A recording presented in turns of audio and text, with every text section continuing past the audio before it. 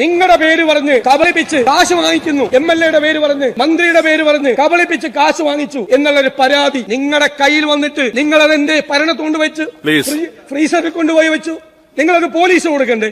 ഇതൊരു ക്രിമിനൽ കുറ്റമല്ലേ? ബഹുമാന്യനായ പ്രതിപക്ഷ നേതാവ് ഇന്ന് ഈ പ്രശ്നം ഇവിടെ ഉന്നയിക്കാൻ തീരുമാനിച്ചു. ആ തീരുമാനിക്കുന്ന ബഹുമാന്യനായ പ്രതിപക്ഷ നേതാവ് ഒരു അഡ്വക്കറ്റ് കൂടിയാണ്. എന്തുകൊണ്ട് ഇതിനൊരു ഉപോത്ബലകമായി വസ്തുതകൾ വേണമല്ലോ എന്നതിന്റെ അടിസ്ഥാനത്തിൽ ഇന്ന് കാലത്ത് 8:21 നമ്മുടെ കോഴിക്കോട് സിറ്റി പോലീസ് കമ്മീഷണർക്ക് ഇത്തരമൊരു ആക്ഷേപം ഉന്നയിച്ചുകൊണ്ട് Indian youth congress general secretary എന്ന് പറഞ്ഞുകൊണ്ട് ഒരു ഇമെയിൽ അയച്ചിട്ടുണ്ട്. അതാണ് ആദ്യമായി കിട്ടിയ ഒരു പരാതി. അത് പരാതി ഉണ്ട് എന്ന് പറയുന്നതിന് വേണ്ടി പ്രതിപക്ഷ നേതാവ് ഒരു പരാതി വേണമല്ലോ എന്ന് കൃത്യമായി ധാരണയോടുകൂടി തയ്യാറാക്കിയതാണ് എന്ന് ആർക്കും മനസ്സിലാവും.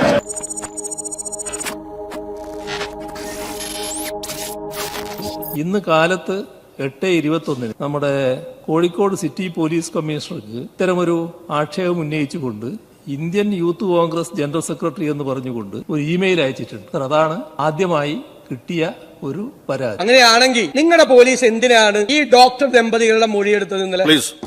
1, 2 അങ്ങനെയാണെങ്കിൽ ഇങ്ങനൊരു സംഭവം ഇല്ലെങ്കിൽ എന്തിനാണ് നിങ്ങളുടെ പാർട്ടി സെക്രട്ടറി MLA കൂടിയായ CMV ഗോവിന്ദൻ ഈ ആരോപണം പാർട്ടിയും സർക്കാരും പരിശോധിക്കും എന്ന് പറഞ്ഞത്?